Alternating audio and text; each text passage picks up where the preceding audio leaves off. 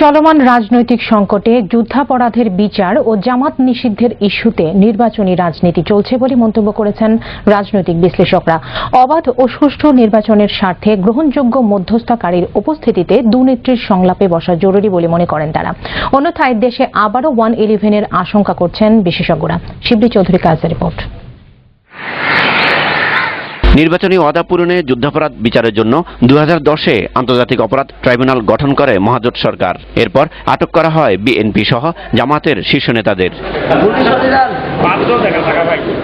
21 জানুয়ারি প্রথমবারের মতো যুদ্ধাপরাধের অভিযোগে পলাতক আবুল কালাম আজাদকে ফাঁসির আদেশ দেয় ট্রাইব্যুনাল।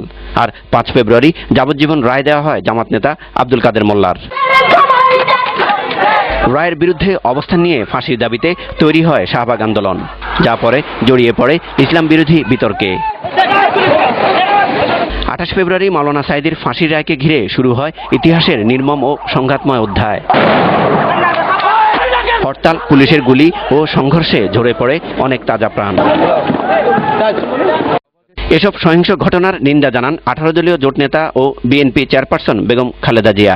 পাখির মতো গুলি করে মানুষ হত্যা চলছে। বিরোধী দলের বিভিন্ন কর্মসূচিকে ঘিরে রাজনৈতিক সংকট যখন চরমে, ঠিক তখনই বিভিন্ন ব্যক্তি ও সংগঠন সহ খোদ আওয়ামী লীগ সাধারণ সম্পাদকের মুখেও উঠে আসে সংলাপের কথা।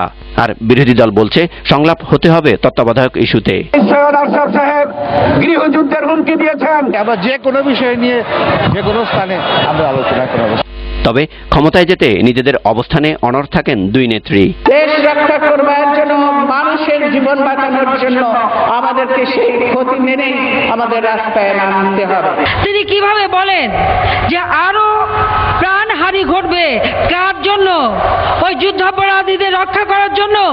চলমান এই সংকটে যুদ্ধাপরাধের বিচার ও জামাত নিষিদ্ধে নির্বাচনী রাজনীতি চলছে বলে মন্তব্য করেন বিশ্লেষকরা। এই বিচারটা হচ্ছে, অন্যদিকে নির্বাচনের বিষয়টা যেন আলাদাভাবে রাখা হয়, কারণ সেখানে যদি একটা রাজনীতির অংশ হয়ে যাচ্ছে বা নির্বাচনের অংশ যেন না হয়, সেটা দেখা দরকার।